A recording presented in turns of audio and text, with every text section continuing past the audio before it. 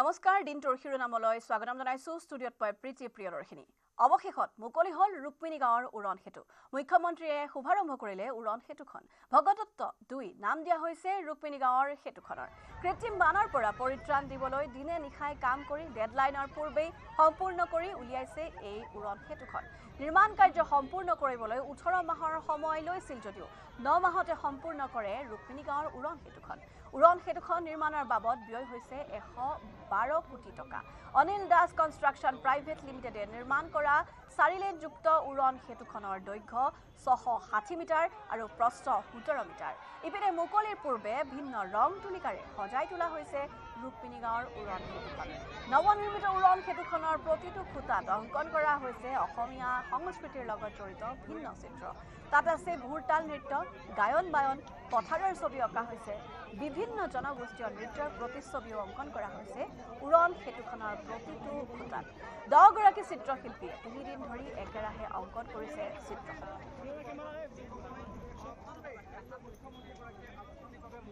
Visuals আমি দেখুৱাই আছো আমাৰ স্ক্ৰীনত আমাৰ দৰ্শকসকলৰ বাবে ভগদত্ত 2 নামৰ এই উৰণ সেতুখনৰ ইতিমধ্যে মুকলি কৰিছে মুখ্যমন্ত্ৰী হিমন্ত বিশ্ব শৰ্মাই কোৱা হৈছে যে যিমানখিনি সময় দিয়া হৈছিল তাতকৈ খুব কম সময়ৰ ভিতৰতে 9 মাহৰ ভিতৰতে এখন খুব গুৰুত্বপূৰ্ণ উৰণ সেতু মুকলি কৰিবলৈ সক্ষম হৈছে সেই কথা কালিৰ দিনটোত মুখ্যমন্ত্ৰীগৰাকীয়ে এক্স যোগেও প্ৰকাশ কৰিছিল যে খুব কম সময়ৰ ভিতৰতে এখন আটক ধুনীয়া উৰণ সেতু গুৱাহাটী মহানগৰবাসীৰ বাবে উপহাৰ হিচাপে দিব পাৰিছে তাক লৈ তেওঁ উৎফুল্লিত হৈছিল আৰু সকলোকে শুভেচ্ছা জনাইছিল ভিজুৱেলছ আমি দেখুৱাই আছো যিহেতু বহু সময়ৰ পৰাই তাত মুখ্যমন্ত্ৰী যিহেতু উপস্থিত হ'ব বুলি গম পাইছিল বহু ৰাইজ আহি উপস্থিত হৈছিল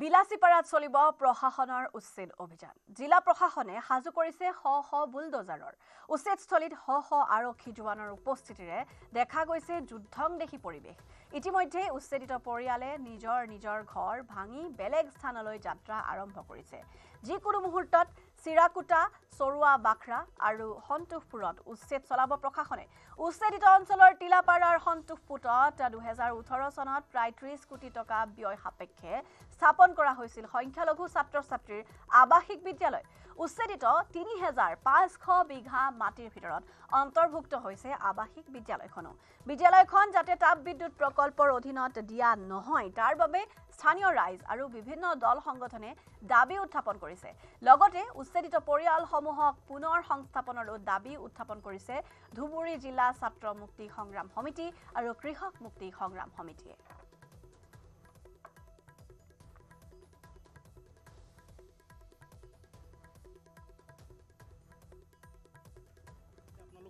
জানে যে চাপৰ ৰাজহ চক্ৰ কাৰ্যালয়ৰ অন্তৰ্গত টিলাপাৰা চৰুৱা বাখৰাত 3500 বিঘা মাটি ইয়াত চৰকাৰে উচ্ছেদ চলাইছে আৰু এই মাটিখিনি আদানী পাৱাৰক গতাই দিবলৈ চৰকাৰে সাজু হৈছে আজি আপোনালোকে দেখিবলৈ পাইছে টিলাপাৰা 2018 চনত টিলাপাৰা সন্তোষপুৰ গাঁৱত আৱাসিক বিদ্যালয়ৰ নামত সংখ্যালঘু ছাত্ৰ-ছাত্ৰীৰ কাৰণে আৱাসিক বিদ্যালয়ৰ নামত ইয়াতে উচ্ছেদ অভিযান চলোৱা হৈছিল আৰু তাত আৱাসিক বিদ্যালয় 30 কোটি টকা ব্যয়বহুলভাৱে ব্যয় কৰি পেলাই চৰকাৰী আঁচনি পইচা ব্যয় কৰি তাত আৱাসিক এই সন্দৰ্ভত আছে আমাৰ এক বিশেষ প্ৰতিবেদন আগবঢ়াইছো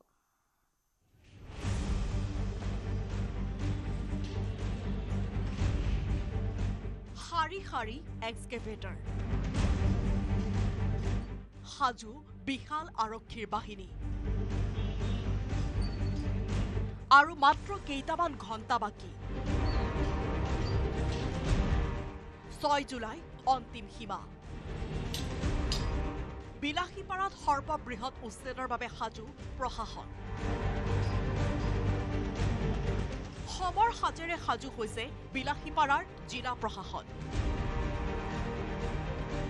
চৰকাৰী ভূমি বেদখল মুক্ত কৰিবলৈ তৎপৰতা প্ৰশাসনৰ তৰফৰ পৰা বিলাসীপাৰাৰ চিৰাকুটা চৰুৱা বাখৰা আৰু সন্তোষপুৰত ভূমি মুক্ত কৰিবলৈ জাননী জাৰি কৰিছিল 6 জুলাই বান্ধি দিয়া হৈছিল চৰম সীমা সেই সীমা অতিক্ৰম কৰাৰ পাছতো মাটি বাৰী নেৰা পৰিয়ালৰ বাসগৃহত চলিব বুলডোজাৰ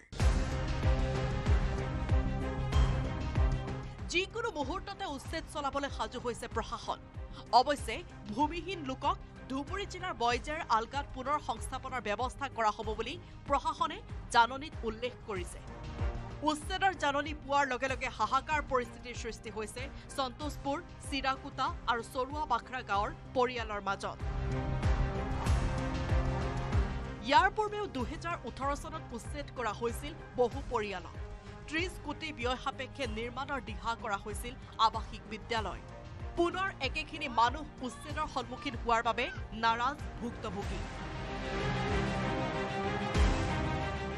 2018 চনত এই সন্তোষপুৰত 130 ঘৰ পৰিয়ালক উচ্ছেদ কৰি ইয়াত আৱাসিক বিদ্যালয় স্থাপন কৰা হৈছিল।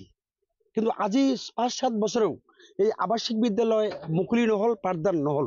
এইবাৰ আকৌ এই সন্তোষপুৰ এলেকাত এই আৱাসিক বিদ্যালয় উচ্ছেদ কৰা হ'ব বুলি জাননী দিয়া হৈছে। মৌলিক অধিকাৰ খৰ্ব কৰি সন্তোষপুৰ জাগাত বাৰে বাৰে এই সকল ভূমিৰ নাগৰিক উচ্ছেদ কৰা হৈছে।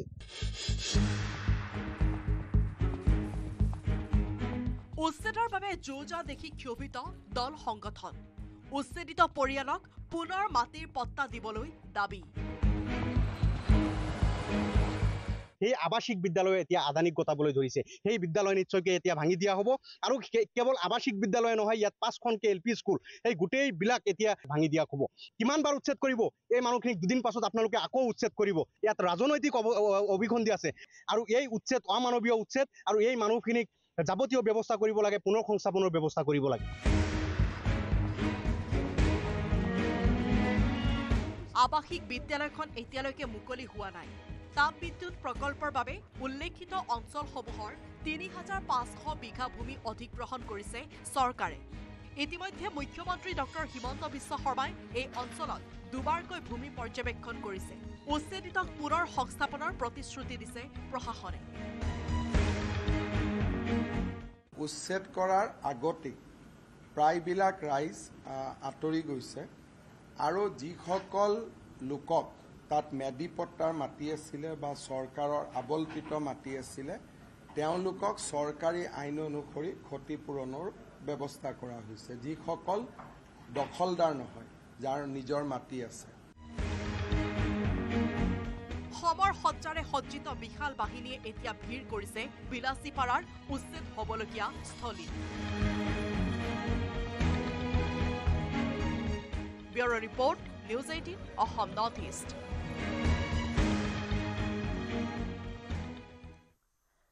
সোৱাইন ফিভাৰৰ আতংকত ৰাজ্যত বহিৰাজ্যৰ গাহৰি নিষিদ্ধৰ বাবে জাৰি কৰা হৈছিল SOP।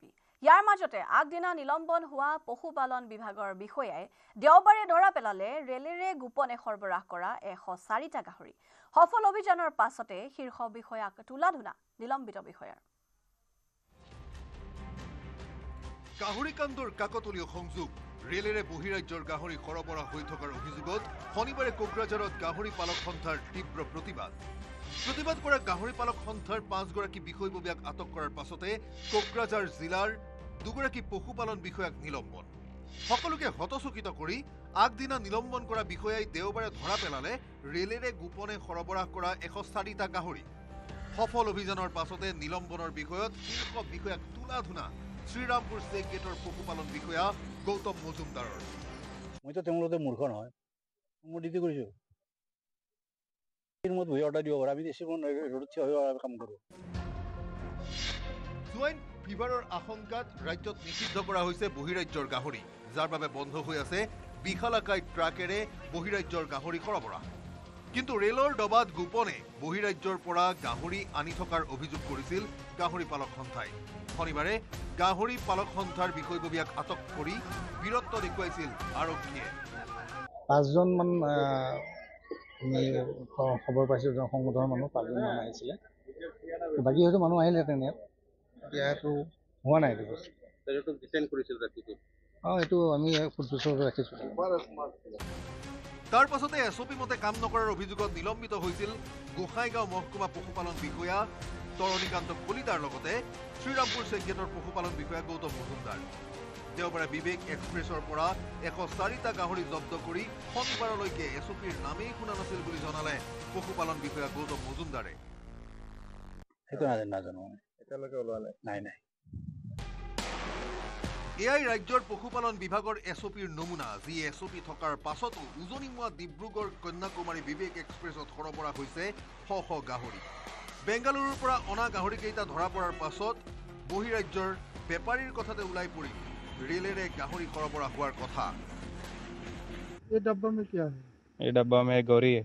हाँ, सुअर कहाँ से ले? बेंगलोर से लेके आया है। कहाँ ले जाना?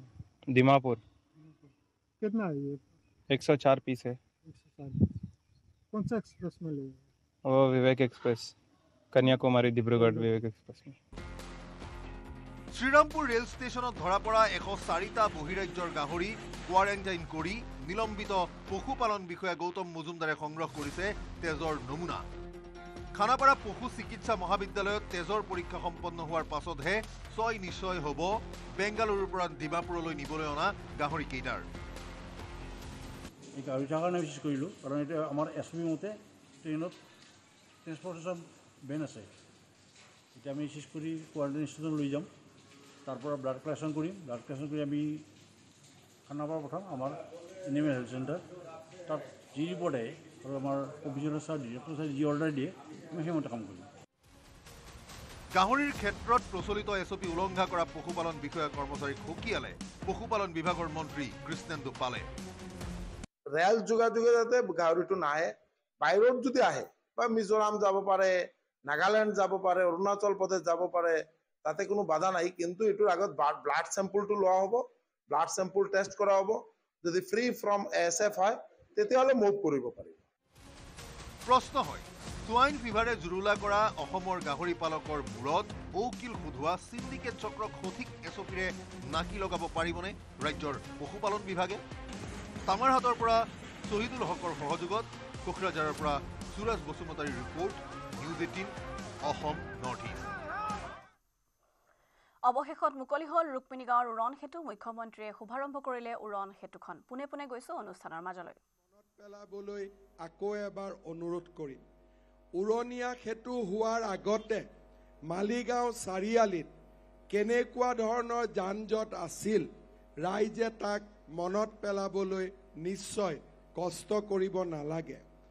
গুৱাহাটীৰ RG বৰুৱা পথত ফ্লাইঅভাৰ নিৰ্মাণ হোৱাৰ আগতে চানমাৰীৰ পৰা গণেশগুৰিলৈ আহিবলৈ ৰাইজে কিমান জীয়াতু ভোগ কৰিবলগীয়া হৈছিল তাক নিশ্চয় মই মনত পেলাই দিয়াৰ প্ৰয়োজন নাই।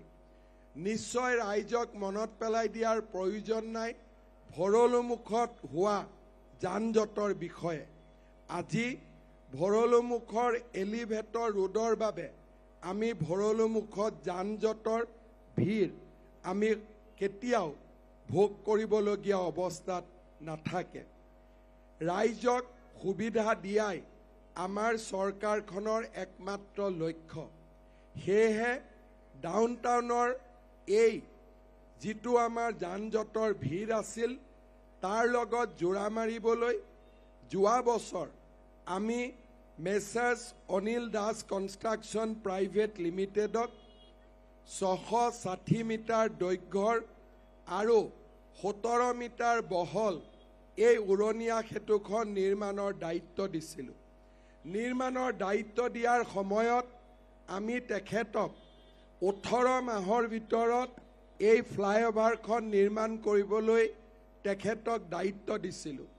আজি মই গৌৰৱ কৰোঁ যে এজন থলুৱা অসমীয়া যুৱকে 18 মাহৰ পৰিৱৰ্তে মাত্ৰ 9 মাহতে এই উৰণীয়া সেতুখন গুৱাহাটীবাসী ৰাইজক উপহাৰ দিলে। আপোনালোকে দেখা পাইছে, আজি আমি যিসকল অভিযন্তাক ইয়াতে সন্মান জনাইছোঁ, এই আটাইবোৰ অভিযন্তা লোক নিৰ্মাণ বিভাগৰ আমাৰ অসমীয়া যুৱ শক্তিৰ এক প্ৰতিনিধি স্বৰূপ। আজি সম্পূৰ্ণ থলুৱা ইঞ্জিনিয়াৰসকলৰ ছুপাৰভিজনত থলুৱা কণ্ট্ৰেক্টৰ এজনে 9 মাহত এই উৰণীয়া সেতুখন নিৰ্মাণ কৰিছে।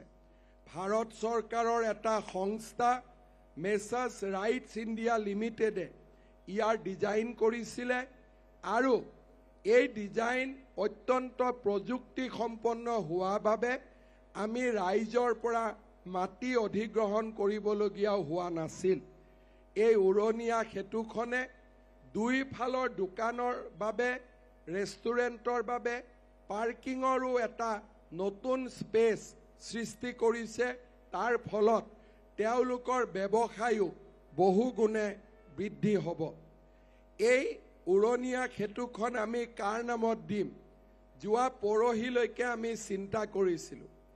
এটা সময়ত মোৰ মনলৈ আহিছিল যে আমাৰ গুৱাহাটীৰ ৰজা কোন আছিল।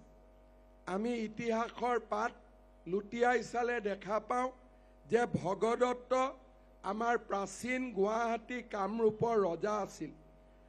গুৱাহাটীৰ ভগদত্ত, আৰু এই ভগদত্তৰ বিষয়ে ভগৱান কৃষ্ণই যুধিষ্ঠিৰক কৈছিল যে ভগদত্ত হৈছে তোমালোকৰ পিতৃৰ এগৰাকী বয়োজ্যেষ্ঠ বন্ধু। কথা আৰু কামত তোমালোকৰ পিতৃৰ প্ৰতি তেওঁ শ্ৰদ্ধাশীল, মানসিকভাৱে তেওঁ তোমালোকৰ প্ৰতি এগৰাকী পিতৃৰ দৰে স্নেহশীল আৰু অনুৰক্ত। মহাভাৰতৰ যুঁজত ভগদত্তই অত্যন্ত সাহসেৰে যুঁজ দিছিল আৰু পাণ্ডৱে তেওঁক পৰাজিত কৰিবলৈ 8 দিন সময় লৈছিল। মহাভাৰতৰ যুঁজত অসমৰ এইজনা ৰজাৰ বিষয়ে উল্লেখ আছে, যিয়ে প্ৰমাণ কৰে যে আমাৰ প্ৰাচীন ভাৰতখনত অসমো সাংস্কৃতিক আৰু ৰাজনৈতিকভাৱে জড়িত হৈ আছিল। এক কথাত ক'ব গ'লে ভাৰতবৰ্ষলৈ বা ভাৰতবৰ্ষৰ মূল সুদিত প্ৰথম অসমীয়া বুলি যদি কোনোবা ব্যক্তিৰ নাম জানিছিল, সেইজনৰ নাম ৰজা ভগদত্ত আছিল। আজি ৰজা ভগদত্তৰ নামত ছুপাৰ মাৰ্কেটৰ ফ্লাইঅভাৰখন আৰু আমাৰ এই যিখন আমি ডাউন টাউনৰ ফ্লাইঅভাৰ, দুইখন ফ্লাইঅভাৰ আমি তেখেতৰ নামত আজি সমৰ্পণ কৰিছোঁ, যাতে অসমৰ নৱপ্ৰজন্মই কামৰূপৰ পুৰণা ইতিহাস, গুৱাহাটীৰ পুৰণা ইতিহাসৰ বিষয়ে জানিবলৈ প্ৰেৰণা পায়। আজি দেউতাক মাকক ল'ৰা ছোৱালীয়ে সুধিব যে ভগদত্ত কোন আছিল, আৰু যেতিয়াই ভগদত্ত কোন আছিল বুলি শুনিব, তেতিয়াই দেউতাকে ল'ৰা ছোৱালীজনক কৌৰৱ পাণ্ডৱৰ যুঁজৰ কথা ক'ব, মহাভাৰতৰ যুঁজৰ কথা ক'ব, ভাৰতবৰ্ষৰ 5000 বছৰৰ গৌৰৱময় ইতিহাসৰ কথা ক'ব। মিত্ৰতাক লৈ কংগ্ৰেছৰ নিজৰ স্থিতি স্পষ্ট কৰাৰ আহ্বান বিধায়ক অখিল গগৈৰ। মিত্ৰতাৰ বাবে সাজু থকা বুলি পুনৰ উল্লেখ কৰি বিৰোধী একগোট হ'লে মুখ্যমন্ত্ৰীয়ে নিৰ্বাচন খেলিবলৈ সাহস নকৰিব বুলি মন্তব্য কৰে অখিল গগৈ। 2026ত যদি মিত্ৰতা হয় বিজেপি হাৰিব। আজিয়ে মিত্ৰতাটোৰ ঘোষণাটো হৈ যোৱা হ'লে ভাল আছিলে। আজি আমি ভাবি আছিলোঁ যে আজিয়ে মিত্ৰতাৰ ঘোষণাটো হৈ যাব, হৈ গ'লে বহুত ভাল আছিলে। মই আজি গোটেই কথাখিনি ক্লিয়াৰ কৰি দিলোঁ, ৰাইজৰ দলৰ স্থিতিটো আমি কেনেকৈ বিচাৰোঁ, কি বিচাৰোঁ। কোনোবাই আমাৰ বিষয়ে উলিয়াই থাকে যে হেৰি আসন বেছিকৈ বিচাৰিছে, সেইকাৰণে অলপ হেৰি হৈছে। আমি যে আসনৰ কোনো প্ৰশ্ন নাই, এইটো আদৰ্শৰ প্ৰশ্ন। আমি যে সকলো লগ লাগিবলৈ উন্মুখ হৈ আছোঁ। মই আপোনালোকক ক্লিয়াৰলি এটা কথা কৈ দিওঁ, কংগ্ৰেছৰ বাহিৰে বাকী সকলো দলবিলাক ঐক্যবদ্ধ হৈ আছে। কংগ্ৰেছে যিদিনাই মিত্ৰতা হ'ব বুলি কৈ দিব, সেইদিনাই মিত্ৰতা হ'ব। যিমানবিলাক মানুহ আছোঁ আমি একেলগতে এক পাক অসম মাৰি দিম। আপোনালোকে চাব, 126টা সমষ্টিত এক পাক মাৰি দিম। বিজেপিৰ একদম গাদী এনেকৈ লৰি যাব, একদম লৰি যাব, পূৰা লৰি যাব। মানে মাত্ৰ আমি একলগ হ'ব লাগে আৰু কথাৰ কাৰচাজি বাদ দি ডাইৰেক্টলি আমি মানে একলগ হ'বলৈ ওলাই আহিব লাগে। আমি স্পষ্টকৈ কৈ দিছোঁ, 2021 চনত আমাৰ লগত কংগ্ৰেছে ঐক্যবদ্ধভাৱে খেলাৰ সিদ্ধান্ত হৈছিলে। কংগ্ৰেছৰ জেনেৰেল ছেক্ৰেটাৰী সিং ডাঙৰীয়া কি আপোনাৰ জিতেন্দ্ৰ সিং আৰু মুকুল ৱাছনিক, তেওঁলোকৰ লগত আমাৰ এগ্ৰিমেণ্ট হৈছিলে। আৰু তাৰ পাছত যেতিয়া সেই এগ্ৰিমেণ্ট ভংগ কৰি দিছিলে, তেওঁলোকে অহা নাছিলে, সিদ্ধান্ত বদলাইছিলে, তেতিয়া পুনৰ ৰাহুল গান্ধীৰ যোগেন্দ্ৰ যাদৱৰ জৰিয়তে ৰাহুল গান্ধীক কোৱাই তাৰপিছত সেই সময়ৰ যে এজন মুখ্যমন্ত্ৰী আহিছিলে ইলেকশ্যনৰ কাৰণে, কি ভূপেশ বাঘেলৰ লগত আলোচনা কৰিছিলে আৰু ভূপেশ বাঘেলেও এগ্ৰী কৰিছিলে। পিছত আমি জনামতে কংগ্ৰেছে সেইটো মানি নল'লে তাৰপিছত কিন্তু পৰৱৰ্তী সময়ত আমাকে বিজেপিৰ এজেণ্ট বুলি প্ৰচাৰ চলাই দিয়ে। ঐক্যমঞ্চ নকৰিলে কংগ্ৰেছে কৈছে। সেইকাৰণে এই ইতিহাসটো আমি গাই থাকিব নোখোজোঁ। সেইকাৰণে ক্লিয়াৰলি কৈছোঁ, আজিৰ দিনটোতো ৰাইজৰ দলে একলগ হ'বৰ কাৰণে, জাতীয় পৰিষদে একলগ হ'বৰ কাৰণে, CPI, CPM, CPIML একলগ হ'বৰ কাৰণে, APICLC পাহাৰৰ একলগ হ'বৰ কাৰণে আমি সকলো ৰৈ আছোঁ। কংগ্ৰেছে গ্ৰীণ ছিগনেল দিলে ইউনাইটেড ফ্ৰণ্ট হ'ব। কংগ্ৰেছে ফেৰুগৰি কৰি আছে। যিদিনাই ফাইনেল কথা ক'ব, মই সেইকাৰণে কৈছিলোঁ যে আজিয়ে কৈ যাওক। ২৬ বিধানসভা নিৰ্বাচনত বিৰোধীৰ মিত্ৰতা সন্দৰ্ভত প্ৰতিক্ৰিয়া প্ৰকাশ কৰে প্ৰদেশ কংগ্ৰেছৰ সভাপতি গৌৰৱ গগৈয়ে। ২৬ নিৰ্বাচনত মিত্ৰতা হ'ব বুলি উল্লেখ কৰি মিত্ৰ দলৰ মাজত আদৰ্শ থাকিব লাগিব বুলি মন্তব্য কৰে গৌৰৱ গগৈয়ে। ৰাজনৈতিক সিদ্ধান্ত ল'ব লাগে। কংগ্ৰেছ দল সকলৰ লগত কথা পাতিব। নিৰ্বাচনী ক্ষেত্ৰত কংগ্ৰেছ দল সকলৰ লগত কথা পাতিব। কংগ্ৰেছ দল সকলৰ কথাবোৰ শুনিব আৰু সকলৰ কথা শুনিবলৈও আমি ইতিমধ্যে আৰম্ভ কৰিছোঁ। কিছু ৰাজনৈতিক দলৰ নেতাৰ লগত আমি ইতিমধ্যে বহিছোঁ। কথাখিনি জানিবলৈ বিচাৰিছোঁ, কথাখিনি ক'বলৈ বিচাৰিছোঁ, কথাখিনি বুজিবলৈ বিচাৰিছোঁ। কিন্তু কথাখিনি আমি নিজৰ মাজত ৰাখি থৈছোঁ। কথাখিনি ৰাজহুৱা মঞ্চত বা কেমেৰাৰ সন্মুখত আমি কোৱা নাই। আমি বুজিবলৈ বিচাৰোঁ যে কিয় আমাৰ এই যে আমি মিলনৰ কথা কৈছোঁ, যোৱা বিধানসভা নিৰ্বাচনত কিয় নহ'ল, 2021 চনত আমি এনেদৰে সকলোৱে একত্ৰিত কিয় নহ'ল, আমি সেইখিনিও কথা বুজিবলৈ বিচাৰোঁ। কিয় আমি 2021 চনত যদি মই ভাবোঁ আমি এনেদৰে একত্ৰিত হ'লেহেঁতেন, আজি তাৰিখত অসমত আমাৰ চৰকাৰ হ'ল, ৰাইজৰ চৰকাৰ হ'ল। কিন্তু যি ভুল সেই সময়ত হ'ল, কিবা কাৰণত আমাৰো তাত দায়িত্ব আছিল। যি ভুল সেই সময়ত হ'ল, যি কাম আমি সেই সময়ত কৰিব নোৱাৰিলোঁ, আকৌ যে আমি একে ভুল আমি এইবাৰ নকৰোঁ, তাৰ বাবে আমি অলপ কৌশলেৰে আমি আগবাঢ়ি যাব লাগিব। বিচাৰোঁ। কিয়নো আমাৰ আজিকালি পেগাছাছ ছফ্টৱেৰ আছে যে, আমাৰ অলপ CID মানুহো আছে। আনহাতে মুখ্যমন্ত্ৰী হিমন্ত বিশ্ব শৰ্মা নেতৃত্বাধীন চৰকাৰৰ সাম্প্ৰদায়িক ভ্ৰষ্টাচাৰী চৰকাৰ আখ্যা দি এইবাৰ বিৰোধীয়ে ঐক্যবদ্ধভাৱে যুঁজিলে বিজেপি উৎখাত হ'ব বুলি মন্তব্য কৰে লুৰিণজ্যোতি গগৈয়ে। আজিৰ পৰাই এই যাত্ৰা আৰম্ভ হৈছে। প্ৰথম সমগ্ৰ অসমৰ বিভিন্ন প্ৰান্তত ৰাইজে জনগণে এই কথা সকলোৱে বিচাৰিছে যে ৰাজনৈতিক দলসমূহ ঐক্যবদ্ধ হ'ব লাগে। আৰু আজিও এই সভাই সেই কথা পুনৰ প্ৰমাণ কৰিলে। আজি যেতিয়াই ঐক্যবদ্ধতাৰ কথা কয়, তেতিয়াই জনগণৰ যিটো আকুণ্ঠ সমৰ্থন, এইটোৱে পুনৰ সেই কথাক প্ৰতিফলিত কৰিছে যে আমি ঐক্যবদ্ধ হ'বই লাগিব। এইটো আমাৰ প্ৰাথমিক চৰ্ত। যিহেতু জনগণে ঐক্যবদ্ধ হোৱাটো বিচাৰিছে, গতিকে মই ভাবোঁ যে আজিৰ পৰা আমি পৰিকল্পনা হ'ব লাগে বা আজিৰ পৰা সিদ্ধান্ত হ'ব লাগে যে কাৰ্যকৰীকৰণ কেতিয়াৰ পৰা হ'ব আৰু কেনেকৈ হ'ব। ইফালে তিনি গগৈ লগ হোৱা প্ৰসংগত মুখ্যমন্ত্ৰীৰ প্ৰতিক্ৰিয়া। যেতিয়া সৰ্বানন্দ সোণোৱাল, হিমন্ত বিশ্ব শৰ্মা, প্ৰমোদ বড়ো একেলগে বহে, তেতিয়া সাংবাদিকসকলে কিয় প্ৰশ্ন নকৰে? তিনি গগৈক লৈ সাংবাদিকসকলে কিয় উদ্গ্ৰীৱ হয় বুলিও প্ৰশ্ন কৰে মুখ্যমন্ত্ৰীয়ে। যিকেইজন লোকৰ পিছত সাংবাদিকসকল লাগি আছে, তেওঁলোকে প্ৰতিটো নিৰ্বাচনত পৰাজয়ৰ মুখ দেখি আহিছে। তাৰ পিছতো সাংবাদিকসকলৰ মায়া মোহ কিয় কমা নাই বুলি প্ৰতিক্ৰিয়া প্ৰকাশ কৰে মুখ্যমন্ত্ৰীয়ে। যিদিনাখন অতুল বৰা, কেশৱ মহন্ত, মই, সৰ্বানন্দ সোণোৱাল, দিলীপ শইকীয়া, প্ৰমোদ বড়ো, UG ব্ৰহ্ম একত্ৰিত হওঁ, তেতিয়াতো আপোনালোকে প্ৰশ্নটো ক'তোৱে নকৰে। গতিকে আপোনালোকৰ যিটো বায়াছনেছ, সেইটোক দেখিলে মোৰ আপোনালোকৰ প্ৰতি মাজে মাজে সান্তনাও উপজে, অলপ খঙো উঠে, অলপ বেয়াও লাগে, অলপ দুখো লাগে যে আপোনালোক ইমান বায়াছ কিয় হৈছে। আৰু এই যিকেইজন মানুহ লগ লাগিছে, তেওঁলোকে কিমানবাৰ হাৰিব লাগে। আৰু মইতো বাৰে বাৰে আপোনালোকক দেখুৱাই দিলোঁ যে এইবিলাক কোনো হিৰো নহয়। প্ৰথমতে বিধানসভাত হৰুৱালোঁ, লোকসভাত হৰুৱালোঁ, পঞ্চায়তত হৰুৱালোঁ, এতিয়াও আপোনালোকৰ মায়ামোহ শেষে হোৱা নাই। গতিকে ২৬ত ভাল কৰি হাৰিলে মই আশা কৰোঁ যে আপোনালোকৰ মায়ামোহটো পাৰ্মানেণ্টলি নোহোৱা হ'ব।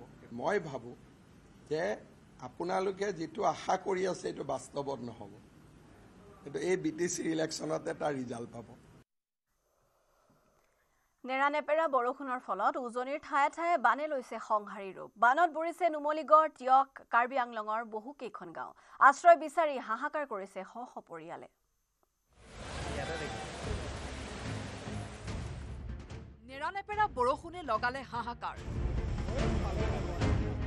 উজনিৰ ঠায়ে ঠায়ে বানৰ সংহাৰ। নুমলীগড়ৰ মৰঙীত উফন্দি উঠিছে ধনশিৰি নদী। ভোলাগুৰি অঞ্চলত দেখিবলৈ পোৱা গৈছে, মোৰ কেমেৰা সঠিক থৈ দেখুৱাব, যিহেতু নেৰানেপেৰা বৰষুণৰ পিছতেই ধনশিৰি নদীৰ জলপৃষ্ঠ ব্যাপক হাৰে বৃদ্ধি পাইছিল আৰু তাৰ পিছতেই আজিৰ দিনটোত দেখিবলৈ পোৱা গৈছে বহু লোক ইতিমধ্যে জলমগ্ন হোৱা দেখিবলৈ পোৱা গৈছে। আৰু বানত বুৰিল বহু কেইখন গাঁও, বুৰ গৈছে বহু পৰিয়ালৰ ঘৰ দুৱাৰ। আশ্ৰয় বিচাৰি ঘৰ এৰিছে বহু গঞাই। পানী বহুত হৈ গ'ল, আমাৰ ভিতৰে চিতৰে পানী সোমাইছে, একদম এককাল পানী, আমি ওলাই আহিবই পৰা নাই। যেনে তেনে আমাৰ ঘৰৰ মানুহবিলাকে উলিয়াই মেলি আনিছে। মানুহ এতিয়া বৰ্তমান প্ৰায় 100 মান মানুহ আবদ্ধ হৈ আছে। নিশাৰ ভিতৰতে বানত বুৰ যোৱা অঞ্চলৰ পৰা গঞাক উদ্ধাৰ কৰিছে SDRF, NDRFৰ দলে। আশ্ৰয়ৰ সন্ধানত ওখ ঠাইলৈ একাংশ ৰাওনা হোৱাৰ সময়তেই এতিয়াও বানৰ মাজতেই ঘৰতে আবদ্ধ হৈ আছে বহু লোক। 50ৰ পৰা 70 ঘৰ মানুহ ইয়াতে ধৰক জনসংখ্যা হিচাপত ইয়াতে 200-250 মানুহ হ'ব প্ৰত্যেকৰ পৰিয়ালৰ হিচাপত।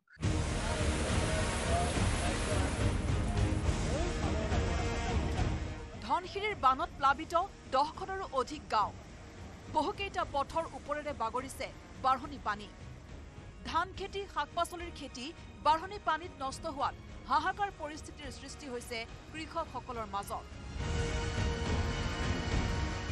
বহুত মানুহ আবদ্ধ হৈ আছে, গৰু ছাগলী মানে হাঁহ কুকুৰা লৈ মানুহৰ বহুত অসুবিধা হৈ আছে। টিয়কতো বানৰ সংহাৰ, সাগৰ সদৃশ পৰিৱেশ পথাৰত। জাজি নদীৰ বানে নিঃশেষ কৰিলে বনাই পথাৰৰ কৃষকৰ সপোন।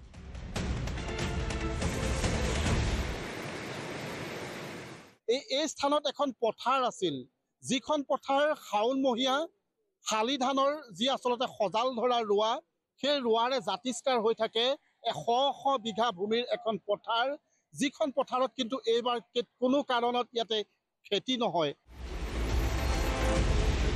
বছৰৰ প্ৰথমটো বাঢ়নি পানীয়ে ছিঙি নিলে এইটো ৰিং বান্ধ। পৰিণতিত অঞ্চলটোৰ শতাধিক পৰিয়ালৰ জীৱন জীৱিকাৰ ভৰসা এই পথাৰখন এতিয়া হৈ পৰিল সাগৰৰ দৰে। বহু কৃষক পৰিয়ালৰ শালি খেতিৰ কঠীয়া এতিয়া পানীৰ তলত। ইয়াতে খেতি আপোনাৰ প্ৰায় 10-12 বিঘামান মাটিৰ খেতি আছিলে মোৰ। এতিয়া খেতি কৰাটো মোৰ অসম্ভৱ হৈ গৈছে, কিন্তু এতিয়া মই 3 পৰা কঠীয়া হজম বনাই দিলোঁ, বুজিছেনে? কঠীয়া পানীৰ তলত, পানীৰ তলত একেবাৰে হজমেই হ'ল আৰু। আনহাতে কাৰ্বি আংলঙৰ ডিফুটো বানৰ সংহাৰী ৰূপ। নিশা প্ৰবল বৰষুণত পাহাৰৰ পৰা বৈ অহা পানীয়ে বুৰালে ডিফুৰ বিস্তীৰ্ণ অঞ্চল। বানৰ বাবে নিশাটো অনিদ্ৰা অনাহাৰে কটাবলগীয়া হয় সহস্ৰাধিক লোকে। ক্ষয়ক্ষতি বহুতেই হৈছে, আমাৰ ঘৰতে কিবা বস্তু ওলাব পৰা নাই ভালকৈ, আৰু ৰাতিপুৱা আমাৰ কিবা খোৱা নাই, চব টেণ্টত এনেকৈ বহি আছে চবে। ভালকৈ সোমোৱা নাই, যেনে তেনে বহুত কিছু লছ হ'ল, আনিব পৰা নাই, পৰি গৈছোঁ। 3টাৰ পৰা আৰম্ভ হৈ গধূলি 7টালৈকে পূৰা দোকান ঘৰ সোমাই গ'ল পূৰা পানী। 10টা মানৰ পৰা বৰষুণ আহিব ধৰিলে, তাৰপিছত পূৰা পানী আৰু বাঢ়ি গ'ল।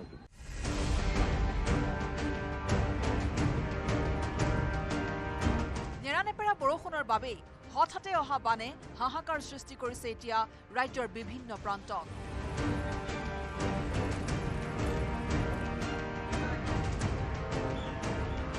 নুমলীগড়ৰ পৰা প্ৰণৱ শইকীয়া, টিয়কৰ পৰা দিগন্ত হাজৰিকা আৰু ডিফুৰ পৰা Nirmal Thapar report, news 18 Assam North east.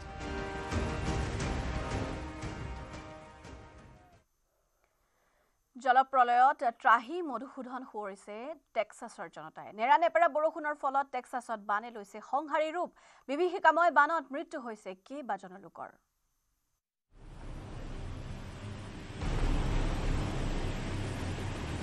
বলিয়া বানত বিধ্বস্ত টেক্সাছ। ধাৰাসাৰ বৰষুণে আনিছে বিধ্বংসী বান। বৃদ্ধি পাইছে মৃতকৰ সংখ্যা। সন্ধানহীন বহু কণমানি। যিফালে চকু দিয়ে সেইফালে পানী আৰু পানী।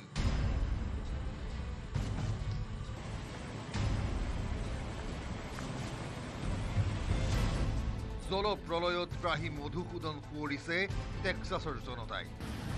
শুকুৰবাৰৰ পৰা আমেৰিকাৰ টেক্সাছৰ বৃহৎ অঞ্চলত নেৰা নেপেৰা বৃষ্টিপাত। বৰষুণৰ ফলত উফন্দি উঠিল গুৱাডালুপ নদীৰ বুকু।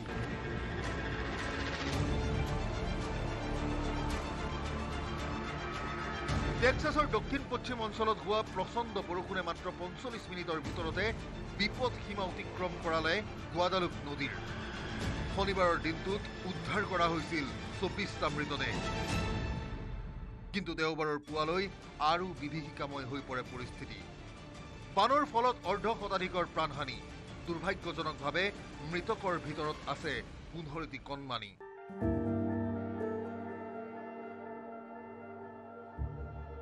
টেক্সাছ প্ৰশাসনে স্বীকাৰ কৰিছে বানৰ সতৰ্কবাণী সঠিক নাছিল। হোৱাইট হাউচক এই বানক দুৰ্যোগ ঘোষণা কৰিবলৈ আহ্বান জনাইছে টেক্সাছ প্ৰশাসনে। বিষয়ৰ গুৰুত্ব বুজি ট্ৰাম্প প্ৰশাসনে মানি লৈছে আহ্বান। ঘটনাক কেন্দ্ৰ কৰি শোক প্ৰকাশ ডোনাল্ড ট্ৰাম্পৰ।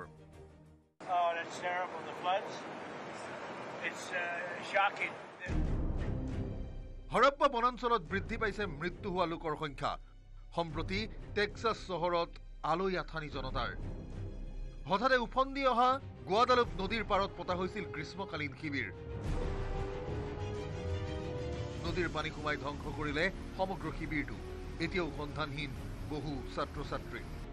বান বিভীষিকা চকুৰ আগত দেখি বৰ্ণনা কৰিছে আমেৰিকানে। Complete shock. I'm still in shock today. The devastation was such that I'm still in shock today. Things were getting dicier by the moment. We couldn't tell if the water was going to continue to rise, so I said we need to get out of the house. So I grabbed my wife, and we literally jumped in the water, and it swept us down to about 200 feet down that way, and there's a crepe myrtle tree that we grabbed hold of, and we waited for rescue.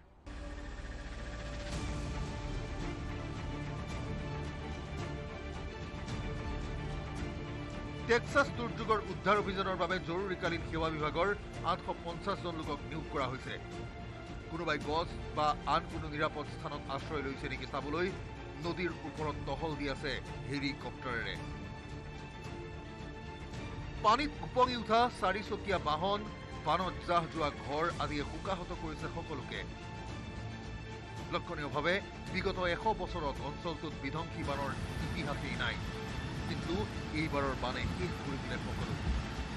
এতিয়া টেক্সাছৰ জনতাই প্ৰাৰ্থনা কৰিছে কিবা এটা miracle হওক।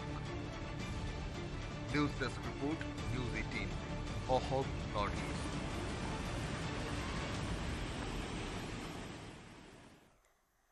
গৌৰৱ গগৈ নেতৃত্বাধীন APCCৰ পূৰ্ণাংগ কমিটি ঘোষণা। কেইবাখনো কমিটিৰ নতুন সদস্যৰ নাম ঘোষণা আৰু ৩৫খন জিলাৰ সভাপতিৰ নাম ঘোষণা কৰা হৈছে। তিনিচুকীয়া জিলা কংগ্ৰেছৰ সভাপতিৰ দায়িত্ব দিয়া হৈছে দুৰ্গা ভূমিজক। ডিব্ৰুগড় জিলা কংগ্ৰেছৰ সভাপতিৰ দায়িত্ব বিপুল ৰাভাক। চৰাইদেউ জিলা কংগ্ৰেছৰ সভাপতিৰ দায়িত্ব উৎপল গগৈক। শিৱসাগৰ জিলা কংগ্ৰেছৰ দায়িত্ব অজয় গগৈক। যোৰহাট জিলা কংগ্ৰেছৰ সভাপতি পুতুল বুঢ়াগোহাঁইক আৰু মাজুলী জিলা কংগ্ৰেছৰ সভাপতি অমল পূজাৰী। গোলাঘাট জিলা কংগ্ৰেছৰ সভাপতি মদন বৰা।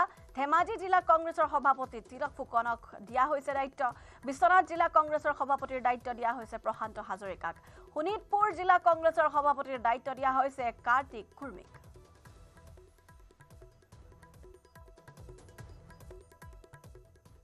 প্ৰথমবাৰৰ বাবে ৰাজ্যত প্ৰদান কৰা হ'ব ৰাষ্ট্ৰীয় পৰ্যায়ৰ ক্ৰীড়া বঁটা। বছৰৰ শ্ৰেষ্ঠ ক্ৰীড়াবিদ বঁটা, জীৱনজোৰা ক্ৰীড়া সাধনা বঁটা আৰু বছৰৰ উদীয়মান খেলুৱৈ বঁটা প্ৰদান কৰা হ'ব। এই বঁটাত থাকিব ৫ লাখ, ৩ লাখ আৰু ২ লাখ টকাৰ পুৰস্কাৰ।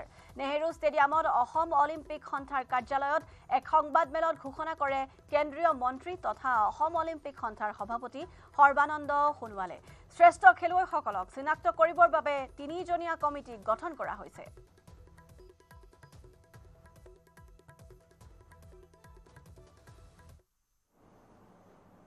ভাৰতবৰ্ষৰ বাবে বিশ্ব মঞ্চৰ পৰা সুনাম কঢ়িয়াই আনিছিল আমাৰ অৰ্জুন ভোগেশ্বৰ বৰুৱা। তাহানি কালতেই ভোগেশ্বৰ বৰুৱা ডাঙৰীয়াই সীমিত সা সুবিধাৰ মাজত একান্ত ইচ্ছাশক্তি আৰু কঠোৰ পৰিশ্ৰম সাধনাৰ ফলত তেখেতে অসমৰ পৰা গৈ ভাৰতবৰ্ষৰ বাবে এছিয়ান গেমছৰ পৰা সোণৰ পদক লাভ কৰি গোটেই দেশবাসীক গৌৰৱান্বিত কৰিছে। সেইগৰাকী মহান খেলুৱৈক নামেৰে আমি 3টাকৈ পুৰস্কাৰ আমি প্ৰদান কৰাৰ বাবে সিদ্ধান্ত গ্ৰহণ কৰিছোঁ। শিক্ষা বিষয়া মিলন দাস আৰু সতীৰ্থ ব্ৰজেন দাসৰ মানসিক নিৰ্যাতনৰ বলি হৈ চৰম পন্থা বাছি ললে লোহাইৰাম মজলীয়া বিদ্যালয়ৰ প্ৰধান শিক্ষয়িত্ৰী মায়া দেৱী উপাধ্যায়ে। চৰম পথ লোৱাৰ পূৰ্বে 2 শিক্ষকৰ বিৰুদ্ধে সমস্ত অভিযোগ লিপিবদ্ধ কৰি গৈছে প্ৰধান শিক্ষয়িত্ৰীগৰাকীয়ে। শিক্ষা বিষয়াৰ নিৰ্যাতনত প্ৰধান শিক্ষয়িত্ৰীৰ চৰম পথ। শিক্ষা বিষয়া মিলন দাস আৰু সতীৰ্থ ব্ৰজেন দাসৰ বিৰুদ্ধে প্ৰধান শিক্ষয়িত্ৰী মায়া দেৱী উপাধ্যায়ে লিখি যোৱা টোকা উদ্ধাৰৰ পাছতে বিশ্বনাথৰ বিহালীত চাঞ্চল্য। শিক্ষয়িত্ৰী এগৰাকীক এনেধৰণে অত্যাচাৰ কিয় কৰিব পাৰিছে, তাৰ কাৰণটো কি? আৰু তেওঁৰ বিৰুদ্ধে যে অকল আমাৰ খুৰী মায়া উপাধ্যায়কে তেওঁ এই অত্যাচাৰ কৰিছে এয়া নহয়, আমি বিভিন্ন মহলাৰ পৰা বিভিন্ন শিক্ষকসকলে তেওঁৰ বিষয়ত এইবিলাক অভিযোগ উত্থাপন কৰি আহিছে। অথচ তেওঁৰ বিৰুদ্ধে অভিযোগ দিয়া সত্ত্বেও কোনো ধৰণৰ তেওঁৰ ওপৰত তদন্ত নহ'ল, কোনো কাৰ্যবাহী একো ধৰণৰ সিদ্ধান্ত লোৱা নহ'ল। হকে বিহকে অভিযোগ আনি লোহাইৰাম মজলীয়া বিদ্যালয়ৰ প্ৰধান শিক্ষয়িত্ৰী মায়া দেৱী উপাধ্যায়ক হাৰাশাস্তি কৰিছিল শিক্ষা বিষয়া মিলন দাসে। মিলন দাসক সহযোগ কৰিছিল একেখন বিদ্যালয়ৰ শিক্ষক ব্ৰজেন দাসে। ছাত্ৰ ছাত্ৰীক ইউনিফৰ্ম নিদিয়া, মধ্যাহ্ন ভোজনৰ ব্যৱস্থা নকৰাকে ধৰি প্ৰধান শিক্ষয়িত্ৰী মায়া দেৱী উপাধ্যায়ৰ বিৰুদ্ধে একাধিক অভিযোগ আনিছিল শিক্ষা বিষয়া মিলন দাসে। মনে সজা অভিযোগ আনি শিক্ষয়িত্ৰীগৰাকীক ৰাজহুৱা স্থানত চৰম অপমান কৰাৰ অভিযোগ শিক্ষা বিষয়া মিলন দাসৰ বিৰুদ্ধে। যে এজন বিভাগীয় অফিচাৰে তলৰ শিক্ষকক এটা ইমান দুৰ্ব্যৱহাৰ কৰিব পাৰে, যি দুৰ্ব্যৱহাৰে সাধাৰণ শ্ৰেণীৰ যিখিনি সাধাৰণভাৱে জীৱন যাপন কৰে, সততাৰে জীৱন যাপন কৰে, তেনেধৰণৰ লোকক এক মানসিক আঘাত দিছে। এই মানসিক আঘাতৰ ফলতে আজি মৃত্যু হৈছে বুলি ইয়াতে আমি গম পাইছোঁ। এখন ছুইচাইড চিঠি লিখিছে, যিখন পুলিচে তদন্তৰ খাতিৰত প্ৰকাশ কৰা নাই, তাতে সকলোখিনি কথা আছে বুলি আমি জানিব পাৰিছোঁ। আনফালে বিদ্যালয়লৈ অহা চৰকাৰী পুঁজি সহকাৰী শিক্ষক ব্ৰজেন দাসে গোপনে নিজৰ একাউণ্টলৈ নিয়াৰ অভিযোগ প্ৰধান শিক্ষয়িত্ৰী মায়া দেৱী উপাধ্যায়। চৰম পথ লোৱাৰ পূৰ্বে এই সমস্ত অভিযোগ লিপিবদ্ধ কৰি গৈছে প্ৰধান শিক্ষয়িত্ৰীগৰাকীয়ে। ইতিমধ্যে মায়া দেৱী উপাধ্যায়ে লিখি যোৱা টোকাৰ আধাৰত 2 অভিযুক্তক গ্ৰেপ্তাৰ কৰিবলৈ বিশ্বনাথ আৰক্ষীয়ে আৰম্ভ কৰিছে অভিযান। সকলোকে মই আহ্বান জনাইছোঁ যে এই বিষয়ৰ উচিত তদন্ত হওক আৰু এই কালপিতজনক অতি শীঘ্ৰে গ্ৰেপ্তাৰ কৰক আৰু গ্ৰেপ্তাৰ কৰি পেলাই এওঁক জেললৈ প্ৰেৰণ কৰক। অন্যথা আমি আলোচনা কৰি আছোঁ, যদি 24 ঘণ্টা সময়ৰ ভিতৰত তেওঁ গ্ৰেপ্তাৰ কৰা নহয়, তেতিয়াহ'লে আমি শিক্ষা বিষয়াৰ ওচৰত গৈ পেলাই আমি ধৰ্ণা, আন্দোলন কৰিবলৈ বাধ্য হ'ম। শিক্ষা বিষয়া আৰু সহকৰ্মীৰ মানসিক নিৰ্যাতনৰ পৰিণতিত এগৰাকী প্ৰধান শিক্ষয়িত্ৰীয়ে চৰম পথ ল'ব লগা ঘটনাই জোকাৰি গৈছে বিশ্বনাথৰ বিহালী। বিশ্বনাথৰ পৰা তুষাৰ হাজৰিকাৰ report, news 18 Assam North east. আনহাতে বাক্সাৰ বৰমাত আটক অভিযুক্ত মিলন দাস। ধৃত মিলন দাসৰ ঘৰ বাক্সাৰ বৰমাত। মিলন দাসক বিহালী আৰক্ষীক সমজাই দিলে বৰমা আৰক্ষীয়ে। পূৰ্বে বাক্সাৰ শালবাৰী মহকুমাৰ DI আছিল মিলন দাস। উল্লেখ্য যে মিলন দাসৰ বিৰুদ্ধে পূৰ্বেও শিক্ষক কৰ্মচাৰীৰ বিৰুদ্ধে মানসিক নিৰ্যাতন চলোৱাৰ অভিযোগ আছে, যাৰ বাবে জালাহ প্ৰাথমিক শিক্ষা বিষয়া হৈ থকা সময়ত মিলন দাসৰ নিৰ্যাতনৰ বলি হৈ এগৰাকী কৰ্মচাৰীয়ে আত্মহত্যাও কৰিছিল, যাৰ বাবে চাকৰিৰ পৰা নিলম্বিত হৈছিল মিলন দাস।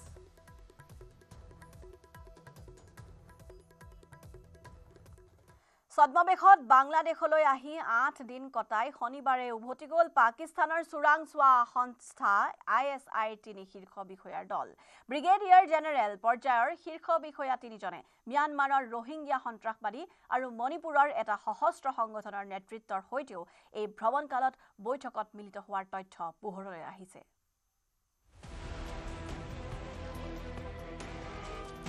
ভাৰতৰ চিৰশত্ৰু পাকিস্তানে যিকোনো কাৰণত বাংলাদেশত নিজৰ ঘাটি শক্তিশালী কৰাৰ চেষ্টা অব্যাহত ৰাখিছে উত্তৰ পূবক অশান্ত কৰি ভাৰতৰ মূল ভূখণ্ডৰ পৰা উত্তৰ পূবক পৃথক কৰাৰ ব্লু প্ৰিণ্টক কাৰ্যকৰী কৰিবলৈ পুনৰ তৎপৰ হৈছে পাকিস্তান ইয়াৰ অংশ হিচাপে বাংলাদেশৰ অন্তৰ্বৰ্তীকালীন শাসক তথা মুখ্য উপদেষ্টা এইজন মহম্মদ ইউনুছৰ সৈতে সম্পৰ্ক সুদীৰ্ঘ কৰিছে পাকিস্তান এই ক্ষেত্ৰত পাকিস্তানৰ চোৰাংচোৱা সংস্থাই লৈছে কেতবোৰ বিশেষ উদ্যোগ এই উদ্যোগৰ ভিত্তিতে বিগত 6 মাহৰ ভিতৰত ISI শীৰ্ষ বিষয়াৰ 3টা দলে ভ্ৰমণ কৰিছে বাংলাদেশ শেহতীয়াকৈ বিগত 28 জুনত 8দিনীয়া ভ্ৰমণসূচীৰে উপস্থিত হয় ISIৰ 3 শীৰ্ষ বিষয়া ব্ৰিগেডিয়াৰ জেনেৰেল পৰ্যায়ৰ 3 ISI বিষয়াই বাংলাদেশ ভ্ৰমণ কালত ছদ্মনাম গ্ৰহণ কৰে ভাৰতীয় চোৰাংচোৱা সংস্থাই লাভ কৰা তথ্যমতে ভাৰতৰ চকু ধুলি দিবলৈ ISIৰ 3 বিষয়াই ছদ্মনামত পাছপৰ্ট ব্যৱহাৰ কৰি বাংলাদেশলৈ আহে চোৰাংচোৱা সূত্ৰই সদৰি কৰা মতে 28 জুনত বাংলাদেশত উপস্থিত হোৱা ISI বিষয়া 3জন হ'ল ক্ৰমে brigadier general Nadeem Ahmed brigadier general Mohammad Nadeem Talha আৰু ব্ৰিগেডিয়াৰ জেনেৰেল সাউদ আহমেদ ৰাও এই 3 ব্ৰিগেডিয়াৰ জেনেৰেলে এমিৰেটছ এয়াৰলাইন্সৰ ফ্লাইট নম্বৰ AK586 যোগে বাংলাদেশত উপস্থিত হৈছিল ঢাকা আন্তঃৰাষ্ট্ৰীয় বিমানবন্দৰত উপস্থিত হৈ এই 3 ISI বিষয়াই ৰাওনা হৈছিল ৰেডিশ্যন ব্লু হোটেললৈ বাংলাদেশৰ সেনাই 3 ISI বিষয়াক আতিথ্য দিয়ে উল্লেখযোগ্য যে বাংলাদেশ ভ্ৰমণকালত এই 3 ISI বিষয়াই তেওঁলোকৰ পাছপৰ্টত নিজৰ পৰিচয় মেডিকেল কৰ্পছৰ সদস্য হিচাপে উল্লেখ কৰে উপলব্ধ নথিপত্ৰ মতে ব্ৰিগেডিয়াৰ জেনেৰেল নাদিম আহমেদৰ passport 30 April brigadier general Nadeem তালহাৰ পাছপৰ্ট 26 মে আৰু সাউদ আহমেদ ৰাওৰ পাছপৰ্ট 29 মেত ইস্যু কৰা হৈছিল অৰ্থাৎ এই পাছপৰ্টসমূহ বিশেষভাৱে বাংলাদেশ ভ্ৰমণৰ উদ্দেশ্যে ইস্যু কৰা হৈছিল বাংলাদেশ ভ্ৰমণৰ সময়ছোৱাত পাকিস্তানী চোৰাংচোৱা বিষয়া 3জনে কক্সবাজাৰ জিলাৰ অন্তৰ্গত ৰামুত থকা বাংলাদেশী সেনাৰ 10 সংখ্যক ইনফেন্ট্ৰি ডিভিজন পৰিদৰ্শন কৰে এইখিনিতে দৰ্শকক জনাই থওঁ যে বিগত কেইমাহমান ধৰি ইউনুছ চৰকাৰে বাংলাদেশী সেনাৰ ৰামুত থকা এইটো ডিভিজনটোকে মিয়ানমাৰৰ সন্ত্ৰাসবাদী সংগঠন আৰাকান আৰ্মিক সহায় কৰাৰ বাবে ব্যৱহাৰ কৰি আহিছে সম্প্ৰতি পাকিস্তানী চোৰাংচোৱা সন্থা ISIৰ 3 শীৰ্ষ বিষয়াই ছদ্মবেশত বাংলাদেশলৈ আহি এইটো সেনা ডিভিজনত সোমাই এলানি ৰুদ্ধদ্বাৰ বৈঠকত মিলিত হয় চোৰাংচোৱা তথ্যমতে ৰামু কেম্পতে ISIৰ 3 বিষয়াই ৰোহিংগাৰ সন্ত্ৰাসবাদী সংগঠনৰ কেইজনমান নেতা আৰু মণিপুৰৰ এটা সশস্ত্ৰ সংগঠনৰ নেতৃত্বৰে সুকীয়াকৈ আলোচনাত মিলিত হয় ISIৰ স্পেচিয়েল সাৰ্ভিস গ্ৰুপৰ শীৰ্ষ বিষয়া 3জনে উত্তৰ পূব ভাৰতক লৈও কেতবোৰ স্থান পৰিদৰ্শন কৰে বুলি চোৰাংচোৱা সূত্ৰত প্ৰকাশ bureau report news 18 Assam north আৰু ইয়াৰে সৈতে দিনটোৰ শিৰোনামৰ পৰা বিদায় লৈছো